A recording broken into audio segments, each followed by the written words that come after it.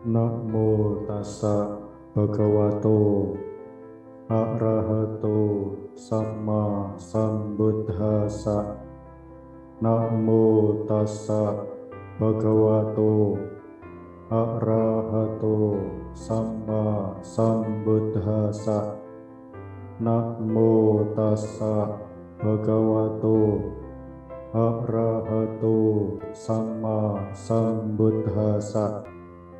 Puja ca puja niyanang etang manggala mutamang te.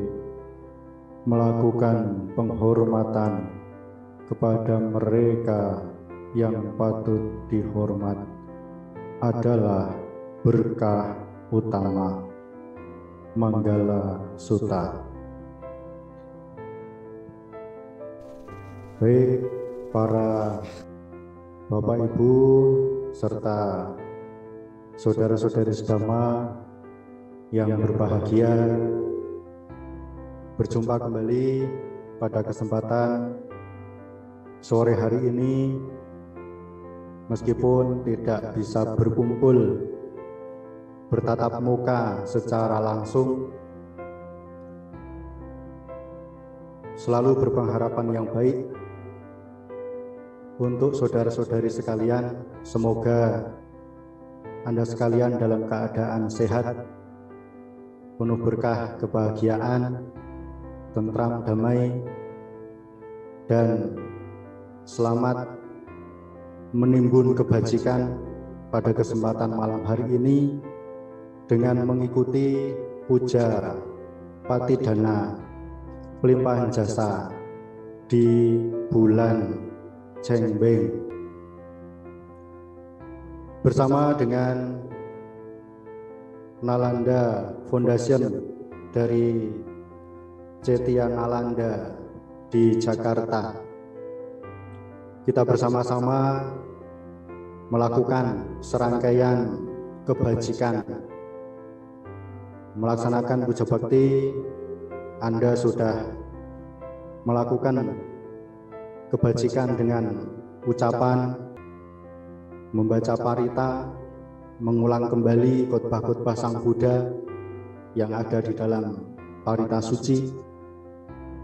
Anda juga sudah melakukan kebajikan dengan berpengendalian diri, berdiam diri yang mulia, dengan penuh perhatian, dengan kesungguhan hati, meskipun di depan laptop, di depan kamera, ya diharapkan dengan penuh pengendalian diri, dengan hormat, dengan sopan, dengan betul-betul memperhatikan, menyaksikan. Ini pun juga kebajikan. Anda juga melakukan pengembangan batin, pengembangan cinta kasih. Ini pun juga kebajikan. Dan sekarang tiba saatnya mendengarkan Dhamma pada waktu yang sesuai juga merupakan kebajikan yang nanti kita bersama-sama bisa jadikan sarana untuk melakukan pelimpahan jasa. Kita limpahkan jasa-jasa kebajikan ini kepada para leluhur, kepada orang-orang yang telah berjasa kepada kita yang telah meninggal dunia. Para Bapak Ibu, saudara-saudari sekalian, sebagai manusia yang memang hidup di dunia ini, kita perlu untuk melakukan perenungan tentang hidup dan kehidupan. Sehubungan dengan orang hidup, memang perlu dan penting untuk kita bersama-sama melakukan suatu perenungan atau pemikiran yang perlu dipikir ketika kita hidup di dunia ini. Karena kita semua ini hidup di dunia ini, Maka yang pertama yang perlu kita pikir adalah kita harus mikir sehubungan dengan kebutuhan hidup. Kita semua tentu mikir kebutuhan hidup. Supaya apa? Supaya tetap hidup. Dan mikir kebutuhan hidup itu adalah kerja. Kita perlu bekerja untuk mencari kebutuhan hidup. Sebagaimana kebutuhan hidup ada sandang, pangan, papan, beras, obat-obatan, pulsa, bensin, kendaraan, dan lain sebagainya. Supaya ini dipikir, ya supaya kita hidup. Ini adalah yang pertama. Yang kedua, hidup juga perlu tidak hanya mikir kebutuhan hidup, tetapi juga perlu berpikir bahwa besok kita itu tidak akan hidup. Ya, besok itu kita itu akan mati, dan ini pasti. Maka selain mencari kebutuhan hidup, karena berpikir besok kita semua akan mati, maka kita perlu untuk melakukan kebajikan. Kita perlu ngamal, ngibadah, berbuat amal kebajikan. Ini juga penting. Kemudian karena kita hidup di dunia ini, kita juga perlu mikir orang mati. Ya, kita hidup ini perlu mikir orang mati. Kenapa perlu dipikir? Kan sudah mati, Bante. Ya, kalau kita hidup tidak mikir orang mati, nanti kalau kita mati, nah kita tidak dipikirkan. Makanya ada dalam kehidupan ini, ya kita perlu mikir orang mati. Artinya adalah patidana, seperti yang kita lakukan pada sore hari ini. Ini namanya mikir orang mati, balas jasa. Karena dalam hidup, ya kita perlu tahu akan jasa. Yang kedua, kita harus mau membuat jasa. Dan yang ketiga, kita perlu untuk membalas jasa. Nah, kita mikir orang mati. Inilah patidana atau pelimpahan jasa. Kemudian orang hidup juga perlu mikir. Orang hidup perlu mikir orang hidup. Orang hidup perlu mikir orang hidup. Anda punya keluarga, Anda punya anak-anak, Anda punya pasangan hidup, punya suami, punya istri, punya keluarga, dan masih hidup. Ini juga perlu dipikir. Orang hidup perlu mikir orang hidup. Namanya itu sebagai bentuk tanggung jawab, sebagai bentuk kewajiban. Sebagaimana ya Sang Buddha menjelaskan dalam Sigalowadah Sutta, ada hubungan anak dengan orang tua, kewajiban-kewajiban yang perlu dilakukan dari orang tua kepada anak. Demikian pula kewajiban anak kepada orang tua, kewajiban suami kepada istri, dan sebaliknya kewajiban istri kepada suami, dan lain sebagainya. Ini namanya kita hidup di dalam bermasyarakat, hidup bersosial. Kita perlu hidup, ya, mikir orang hidup sebagai bentuk tanggung jawab, sebagai bentuk kewajiban yang harus kita kerjakan. Dan yang kelima, orang hidup juga perlu mikir tentang tujuan hidup. Jadi yang pertama, hidup perlu mikir kebutuhan hidup, namanya kerja. Orang hidup perlu mikir kalau besok saya tidak akan hidup, saya pasti mati. Maka perlu berbuat jasa kebajikan, ngamal ibadah. Orang hidup perlu mikir orang mati, namanya pelimpahan jasa, balas jasa, patidana. Orang hidup perlu mikir orang hidup, namanya sebagai bentuk tanggung jawab atau kewajiban. Dan yang kelima, orang hidup perlu mikir tentang tujuan hidup. Nah, tujuan hidup kita semua sudah barang tentu menginginkan mendambakan hidup bahagia. Hidup bahagia di dunia ini, bahkan hidup berbahagia di kehidupan selanjutnya, hidup bahagia di alam surga. Bahkan kita punya tujuan yang lebih tinggi, yaitu mencapai kebahagiaan tertinggi, nibbana. Ini adalah tujuan hidup yang perlu juga kita pikirkan.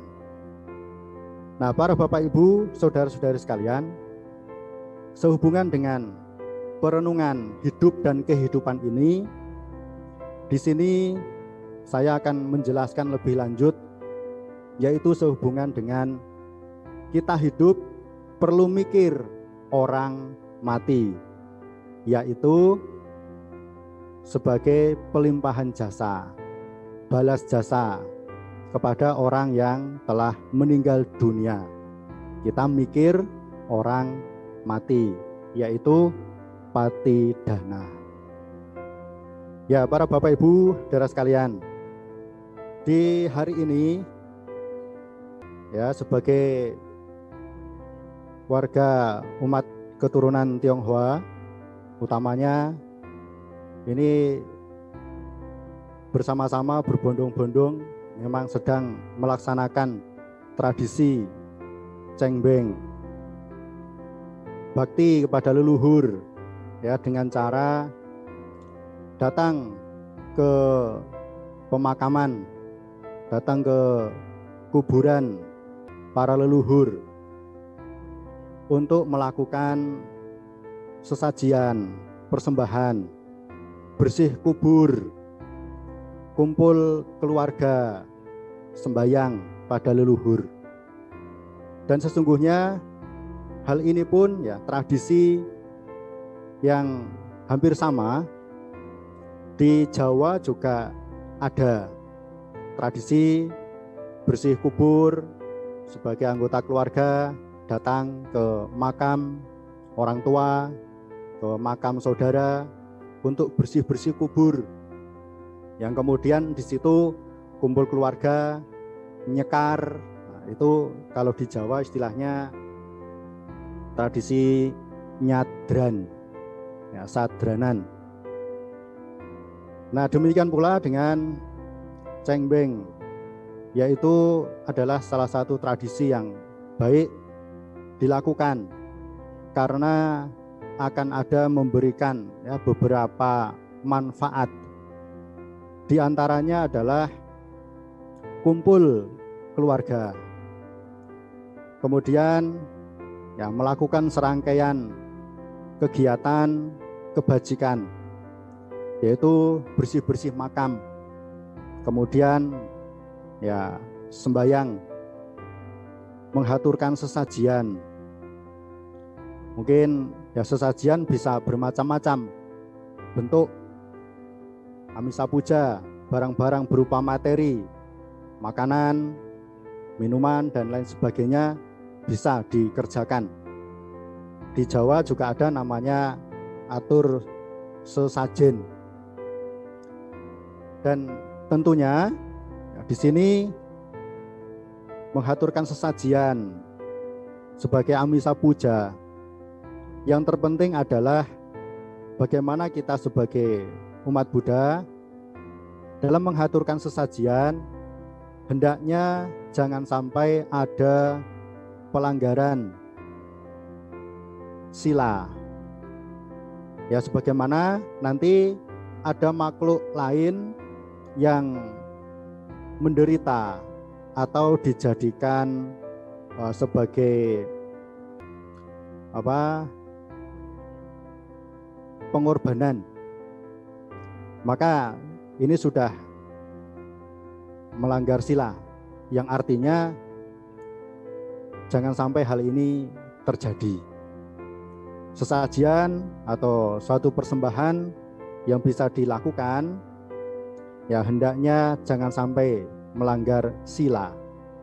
Dan ketika sembahyang leluhur ya, di makam orang tua atau para leluhur, yang terpenting adalah di sini kita tidak meminta-minta.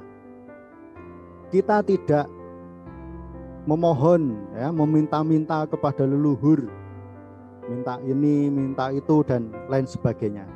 Sudah barang tentu ini ya, keliru, tidak sesuai dengan dhamma.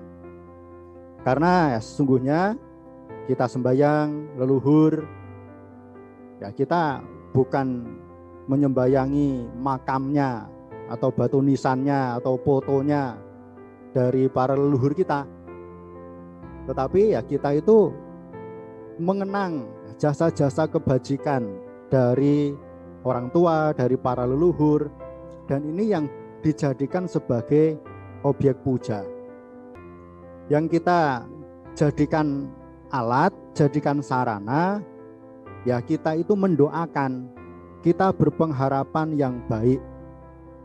Semoga para leluhur saya, semoga orang-orang yang telah berjasa kepada kita berbahagia. Nah, kita mendoakan untuk kebaikan, untuk kebahagiaan para leluhur. Jadi bukan meminta-minta. Dan disinilah para Bapak Ibu, saudara-saudara sekalian, kita mengenang akan jasa-jasa baik dari leluhur kita, yang kemudian ya mungkin karena ini kan masih masa-masa pandemi, mungkin ada sebagian umat yang ragu-ragu, ingin bertanya, kalau cengbeng apakah saya harus pulang ke rumah Bante, harus pergi ke makam, pergi ke kuburan? Ini kan masih pandemi, masih banyak virus corona, jadi kalau pulang nggak bisa. Apakah cukup saya pergi ke wihara, berdana makan kepada biku sangga, melaksanakan patidana, apakah sudah cukup? Ya tentu tradisi cengbeng kalau memungkinkan untuk pulang, ya pulang. Tetapi kalau tidak bisa, ya jangan dipaksakan. Maka dari itulah ya, sekarang di wihara-wihara ya, kita mengadakan upacara patidana yang sesuai dengan ajaran Sang Buddha. Ini adalah sebagai salah satu cara sebagai anggota keluarga yang masih hidup untuk mikir orang mati, untuk membalas jasa kepada para leluhur, yaitu dengan patidana, pelimpahan jasa. Maka dari itulah para Bapak Ibu, saudara-saudara sekalian, sebagaimana kita sebagai seorang anak atau anggota keluarga yang masih hidup, kita punya leluhur yang sangat banyak, sehingga dalam khotbahnya Sang Buddha sebagai anak yang berbakti, hendaknya kita membalas jasa berbakti kepada orang tua.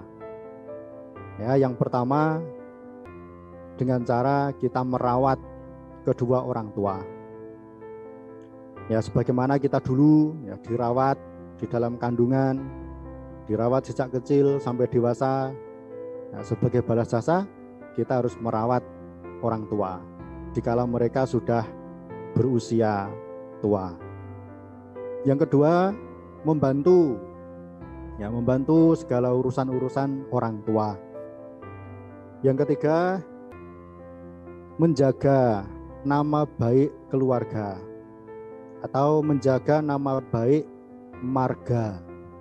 Ini juga kewajiban sebagai seorang anak kepada orang tua, sebagai bentuk bakti kepada orang tua. Dan menjaga harta warisan dari orang tua. Jangan sampai dihambur-hamburkan. Ya, hendaknya bagaimana harta kekayaan yang diwariskan dari orang tua dilipat gandakan, dikembangkan. Dan yang kelima, sebagai seorang anak bisa dengan melakukan perbuatan baik atas nama mendiang, atas nama orang tua yang telah meninggal dunia. Nah, para Bapak Ibu Saudara sekalian, 4 yang pertama dari 5 hal kewajiban seorang anak kepada orang tua, 4 hal yang pertama tadi adalah bisa dilakukan ketika orang tua masih hidup di dunia ini. Merawat orang tua, membantu orang tua, menjaga nama baik marga, menjaga warisan kekayaan dari orang tua. Ini bisa dilakukan ketika orang tua hidup di dunia. Nah, jika orang tua telah meninggal dunia, bagaimana caranya? Nah, kita bisa melaksanakan yang nomor 5, yaitu dengan cara melakukan kebajikan, berbuat baik atas nama orang tua, berbuat baik atas nama saudara atau leluhur-leluhur kita yang telah meninggal dunia. Ini adalah cara sebagai bentuk bakti kita sebagai anak-anak kepada orang tua. Nah, para Bapak Ibu, saudara-saudari sekalian, karena ya biar bagaimanapun, meskipun orang tua atau saudara kita, leluhur kita sudah tiada, sudah meninggal dunia, akan tetapi hal ini ya secara batin, ya secara kebajikan sudah barang tentu kita harus selalu ingat akan jasa-jasa baik dari orang tua, dari para leluhur. Karena apa? Karena di dalam tubuh kita, ya di dalam darah daging kita ini kan pasti ada mengalir darah daging dari orang tua kita, meskipun orang tua kita telah tiada. Maka dari itu, ya, dulu ketika kita sebagai anak yang lahir melalui kandungan, ketika kita lahir itu kan ceritanya itu apa? Ari-ari. Ya, ari-ari ya. Itu kan ari-ari ini kita itu kan dipotong. Apa namanya ya? Yaitu ari-ari itu kan dipotong. Dan itu membekas seumur hidup di dalam tubuh kita. Yang akhirnya itu jadi udel. Udel apa ya? Tali pusar. Nah, Anda punya tali pusar enggak? Punya udel enggak? Coba dilihat.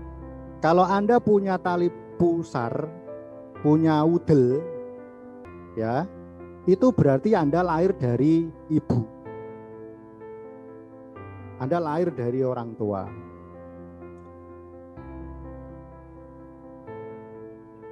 Nah, jadi di dalam tubuh kita sudah barang tentu mengalir darah daging dari orang tua kita. Nah, meskipun orang tua telah tiada, para leluhur, sanak saudara, nah, kita perlu mikir wong mati ini, perlu membalas jasa, perlu melakukan kebajikan. Nah, salah satunya adalah sebagai anak yang baik, membalas jasa kepada orang tua yang telah meninggal dunia adalah satu, bisa dengan mengingat akan jasa-jasa baik dari orang tua, lalu mendoakan semoga dengan jasa kebaikan orang tua bisa terlahir di alam yang berbahagia, tidak melupakan akan jasa baik orang tua. Kemudian ingat nasihat-nasihat dari orang tua. Diingat-ingat nasihat-nasihat yang baik dari orang tua. Dan sebagai selanjutnya kita perlu melaksanakan nasihat-nasihat orang tua. Kita perlu untuk mencontoh, meneladani, meniru perilaku-perilaku baik dari orang tua. Ini juga balas jasa kepada orang tua meskipun orang tua telah meninggal dunia. Mencontoh, meniru sifat-sifat baik dari orang tua. Mungkin orang tua rajin berdana, orang tua rajin pergi ke wihara, rajin beribadah, kita tiru. Dan pada saat cengbeng seperti ini, kumpul keluarga, bisa saja berdiskusi, kemudian mengingat kembali apa yang dulu pernah dicita-citakan, diharapkan dari orang tua yang mungkin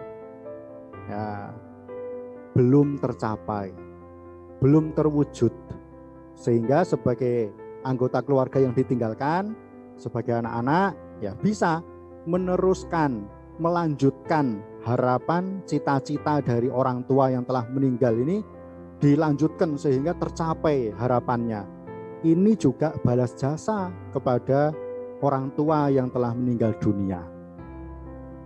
Nah, terlebih lagi yang lebih penting adalah di saat hari cengbeng seperti ini, ketika kumpul keluarga, sebagaimana harapan dari orang tua, sudah barang tentu supaya anak-anak, cucu, buyut, mantu, saudara-saudara semuanya itu supaya hidup rukun, hidup harmonis, hidup dalam ketentraman, bersatu, tidak ada cekcok, tidak ada berantem, tidak ada rebutan warisan dan lain sebagainya.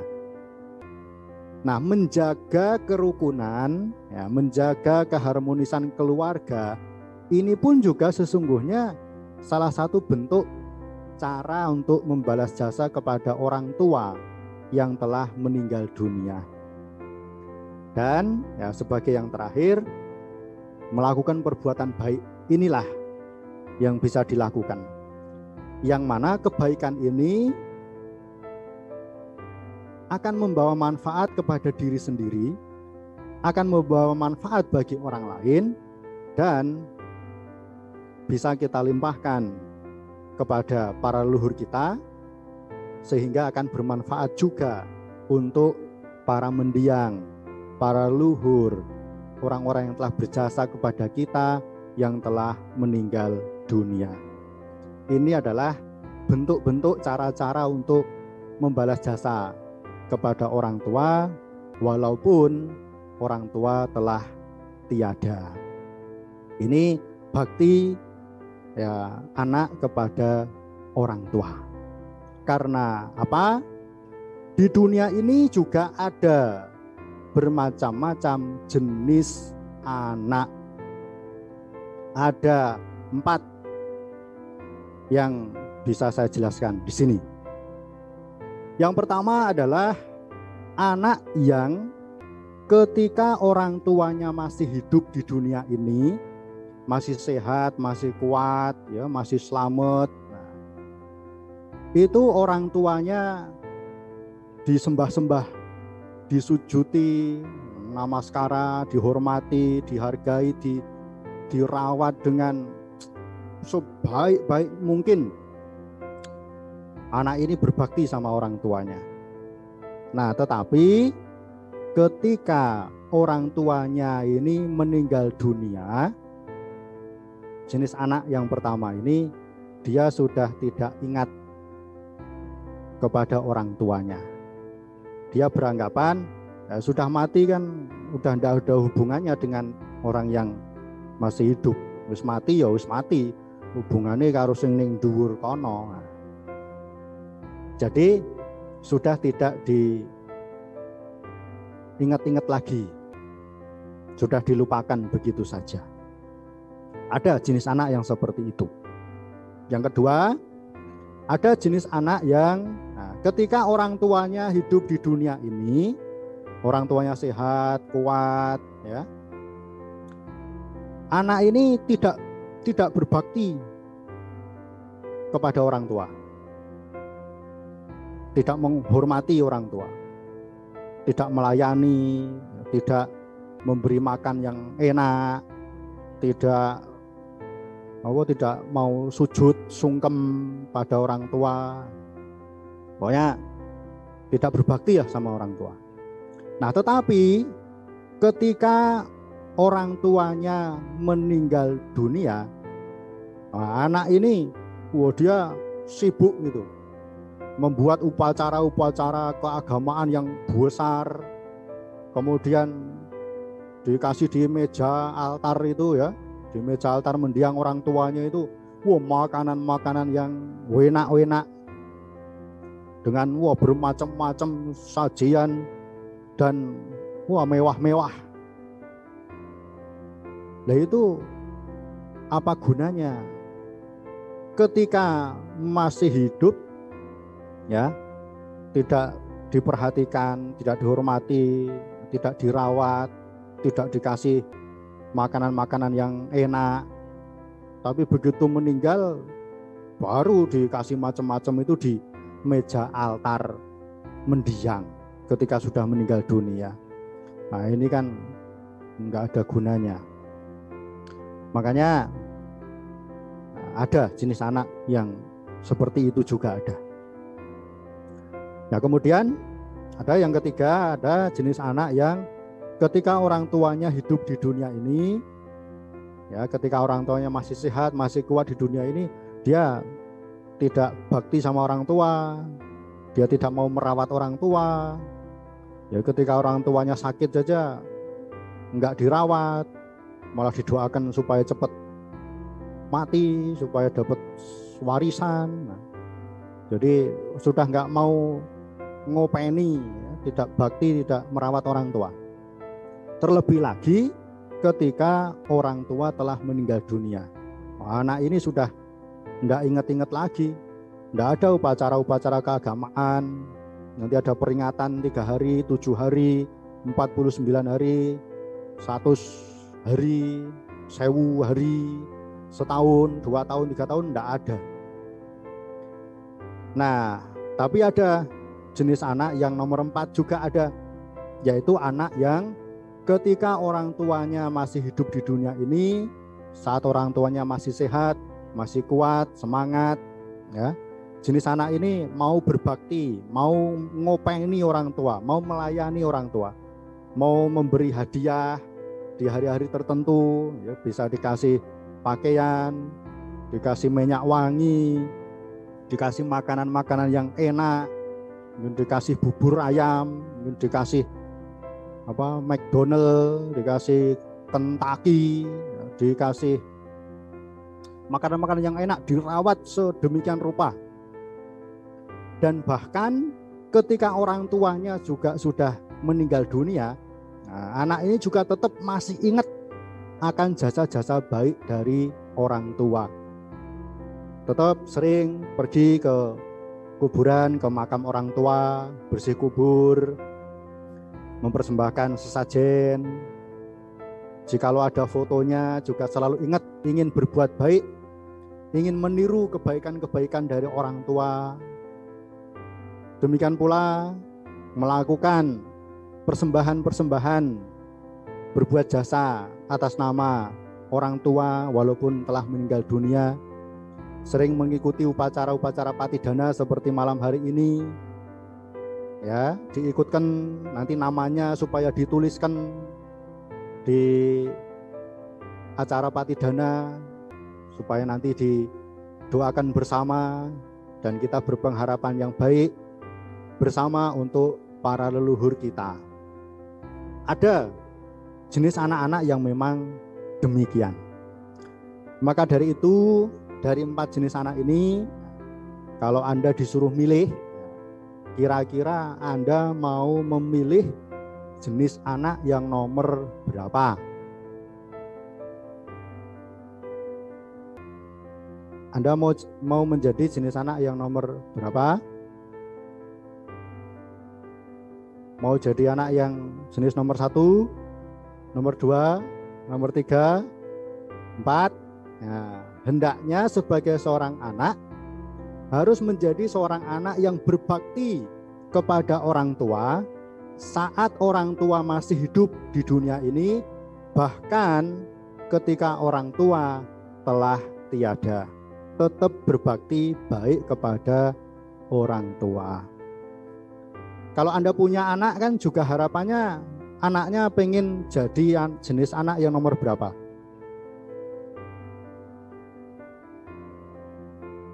Nomor 4 ya, yaitu anaknya nanti berbakti sama orang tua. Tapi jangan lupa Anda harus menjadi contoh ya sebagai orang tua yang punya anak, karena anak Anda juga masih punya orang tua, harus menjadi contoh ya bagi anak-anaknya supaya nanti akan membalas kepada Anda sebagai orang tua. Nanti anaknya, cucunya, cicitnya, supaya menjadi anak yang berbakti kepada orang tua saat hidup dan bahkan ketika orang tua telah tiada, tetap berbakti kepada orang tua. Ya, demikianlah para Bapak Ibu, saudara-saudari sekalian. Kira-kira ini yang bisa disampaikan ya dalam serangkaian upacara Patidana kesempatan malam hari ini. Semoga membawa manfaat bagi Anda sekalian, si pelaku kebajikan, ya, supaya dalam hidup perlu mikir kebutuhan hidup. Nah, orang itu harus kerja. Orang hidup perlu mikir kalau besok itu bakal mati, maka perlu berbuat jasa kebajikan. Orang hidup ya perlu mikir wong mati, perlu mikir orang mati, namanya patidana ya, balas jasa. Orang hidup juga perlu mikir orang hidup sebagai bentuk kewajiban ya, tanggung jawab. Dan hidup juga perlu mikir tentang tujuan hidup supaya hidup bahagia di dunia ini, hidup bahagia di kehidupan selanjutnya, bahkan bahagia mencapai nibbana. Dan untuk itulah sebagai anak-anak ya, tidak hanya di hari cengbeng saja berbakti, peduli, hormat kepada orang tua, tapi hendaknya setiap hari harus bisa menjadikan orang tua itu sebagai sumber berkah setiap hari ya, karena orang tua adalah sumber berkah bagi anak-anaknya. Ketika seorang anak mau membantu, mau menghormat kepada orang yang patut dihormat, ini adalah berkah utama, yaitu berkah bagi orang yang melakukan penghormatan. Ya, berkah bagi yang melakukan penghormatan itu akan mendapatkan berkah. Nah, orang yang dihormati ya memang pantas dihormat. Kenapa? Karena ada banyak jasa-jasa kebajikan dalam diri orang tersebut. Salah satunya adalah orang tua yang pantas kita hormati. Dan sebagai yang terakhir, sebagaimana Sang Buddha menyampaikan dalam Dhammapada, Abhiwadana silisa nicang wuda pacayino cataro dhamma wadanti ayu wano sukang balang.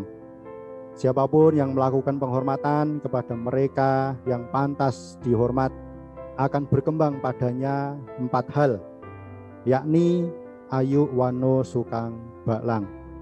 Ayu, umur panjang; wano, paras yang indah, keelokan; sukha, kebahagiaan; bala, ya, kesehatan atau kekuatan.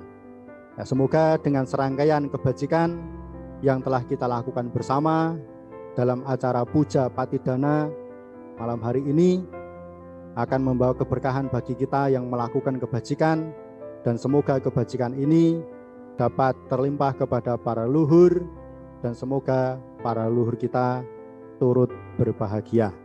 Akhir kata, sabi sata bawantu sukitata, semoga semua makhluk hidup berbahagia.